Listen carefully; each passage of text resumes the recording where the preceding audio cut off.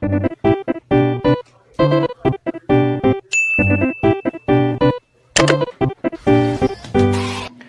Le, how are you today? Semoga sehat dan baik-baik aja ya Le. Le, tahu nggak kalau akhir-akhir ini di dunia media sosial itu ada sebuah video yang sedang viral. Udah pada lihat belum video apa itu? Oke Le, ini dia videonya, gue puterin nih.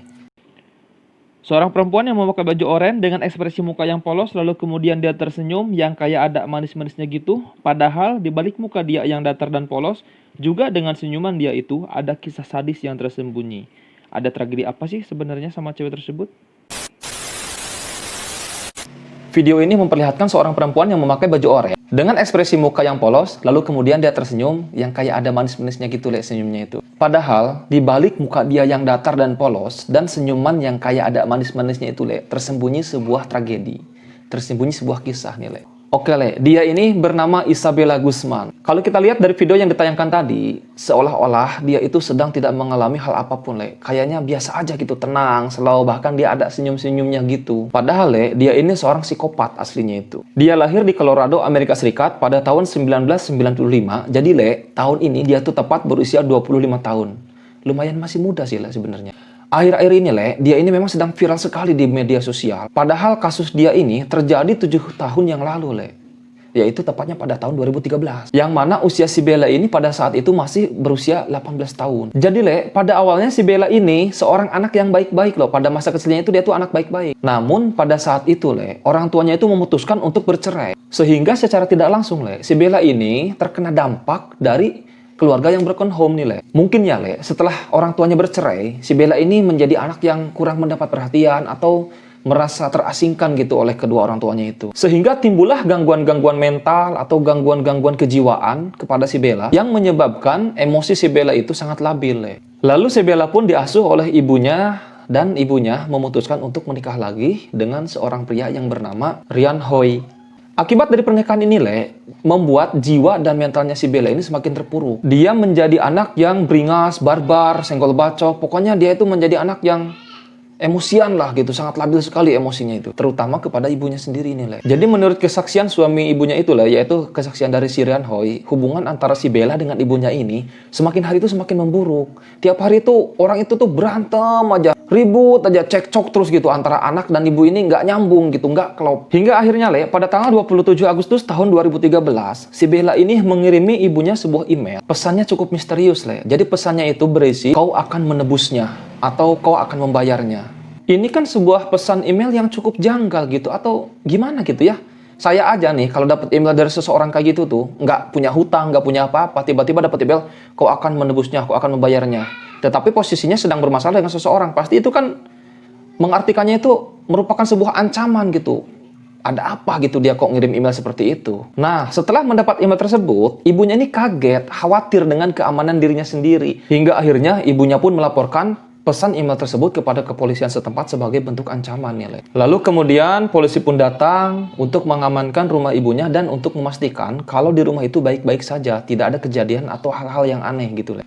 Dan pada saat itu memang benar saja Le, polisi itu tidak menemukan hal-hal yang menonjol gitu di rumah tersebut atau hal-hal aneh yang membuat polisi curiga akan terjadi sesuatu gitu Le. Jadi mereka menyimpulkan kalau di rumah tersebut itu aman-aman aja Le, sehingga polisi pun memutuskan untuk pulang. Setelah para polisi pulang, ibunya pun sudah mulai merasa lega nih. Karena pada saat itu, ibunya itu berpikir kalau situasinya itu sudah kondusif Le. Pada pagi hari tanggal 28 Agustus tahun 2013, ayah kandung si Bella yang bernama Robert Guzman mendengar desas-desus kalau mantan istrinya ini mendapatkan sebuah ancaman dari anaknya Le, yaitu dari si Isabella. Jadi pada saat itu, sang ayah ini sempat berkunjung dan bertemu dengan si Bella. Lalu mereka itu duduk di halaman rumah, nongkrong-nongkrong sambil ngobrol-ngobrol, cerita-cerita gitu Le.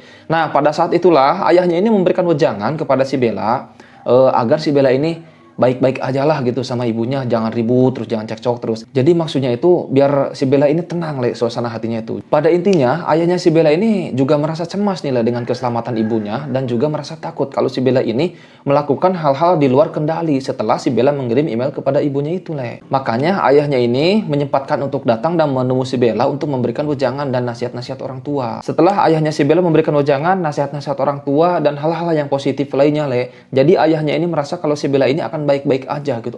Nggak bakalan terjadi apa-apa kok, ini masih dalam situasi aman terkendali begitu. Jadi ayahnya ini merasa kalau si Bella ini sudah tenang dan tidak akan melakukan hal-hal bodoh terhadap ibunya. Tapi ternyata pada tanggal 28 Agustus tahun 2013, ibunya si Bella pulang kerja pada malam hari, tepatnya pada pukul 9.30. Setelah pulang kerja, ibunya ini kan pastinya pengen membersihkan diri gitu pengen cuci muka, mandi, atau apalah gitu. Lalu kemudian ibunya pergi ke kamar mandi untuk membersihkan dirinya tersebut Tapi tiba-tiba pada saat itu, ayah tirinya si Bella yang saat itu berada di lantai bawah, dia mendengar teriakan ibunya si Bella yang sedang meminta tolong ya kan, teriak-teriak, help me, begitulah contohnya, help me. Ayah tiri si Bella pun panik nih ya kan. Setelah mendengar teriakan dari istrinya yang meminta tolong, dia bergegas untuk menelepon 911 dan melaporkan kalau keadaan di rumahnya sedang darurat nih Setelah menelepon 911, si Om Rian ini langsung naik ke atas nih, menuju ke kamar mandi, yang mana ternyata di kamar mandi itu sudah ada si Bella dan ibunya. Tapi pada saat itu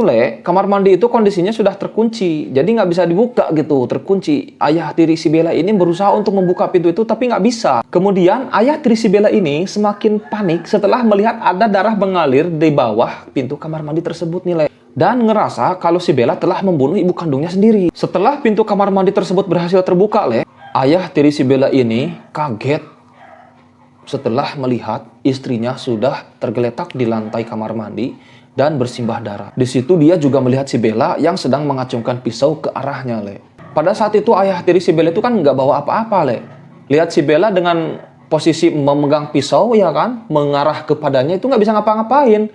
Cuman melongo aja gitu, ngejanteng gitu ya kan. Takut juga dia itu, semakin panik gitu.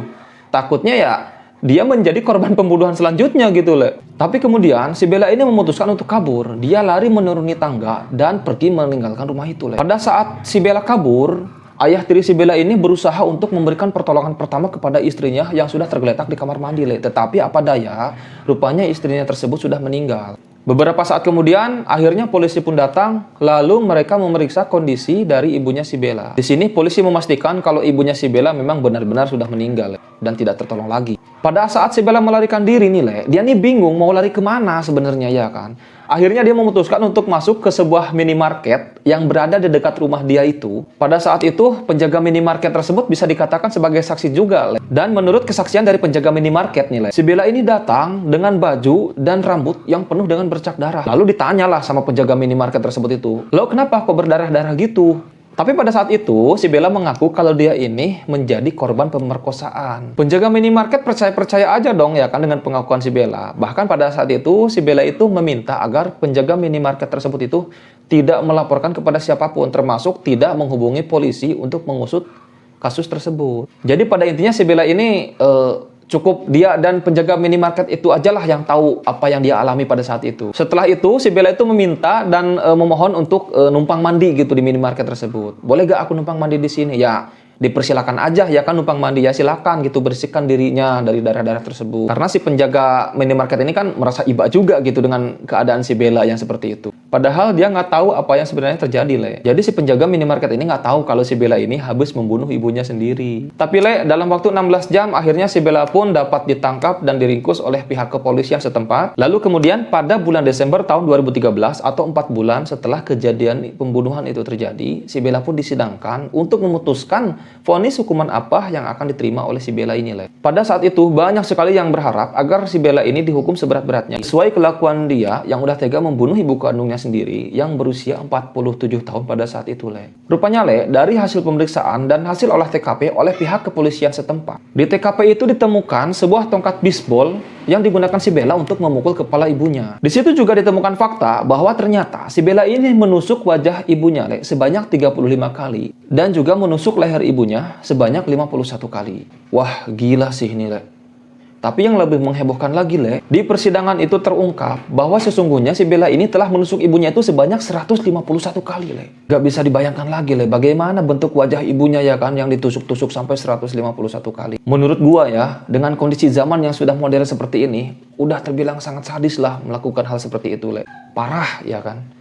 Tega udah pasti, karena yang ditusuk itu bukan siapa-siapa, itu ibu kandungnya sendiri Tapi faktanya di pengadilan itu si Bella itu divonis tidak bersalah. Makanya di video awal tadi dia terlihat seperti senyum-senyum, wajahnya polos dan seolah-olah dia itu tidak berdosa Akibat vonis ini, Le, banyak sekali orang yang bertolak belakang dengan keputusan hakim. Karena harapan orang-orang itu kan si Bella ini dihukum yang setimpal sesuai dengan apa yang dilakukannya, Le. Dari pengadilan tersebut diputuskan bahwa si Bella ini mengalami gangguan jiwa, garis miring, gila. Jadi cewek cantik yang di video tadi tuh, Le, itu tuh agak-agak miring gitu orangnya. Akhirnya si Bella pun dikirim ke sebuah rumah sakit jiwa yang bernama Rumah Sakit Jiwa Pueblo. Di rumah sakit itu, dia dirawat oleh seorang dokter yang bernama Dr. Richard. Dr. Richard sendiri memastikan bahwa si Bella ini memang mengidap penyakit paranoia skizofrenia. Jadi ini memang penyakit, semacam penyakit gangguan mental lah. Akibat dari penyakit ini, jadi gejala-gejalanya itu memang sudah nampak sama si Bella, yaitu dia tuh kadang suka senyum-senyum sendiri, ketawa-ketawa sendiri, ngomong sendiri gitu. Makanya dengan kondisi seperti itu, dia bisa tega untuk menghabisi ibunya sendiri, Le, dengan 151 kali tusukan di wajah dan leher ibunya. Semoga ada hikmah yang dapat diambil dari cerita tersebut. Mohon maaf apabila ada kata-kata dari gua yang menyinggung atau ada hal yang salah dalam penyampaiannya. Akhirnya, see you next time. Bacau.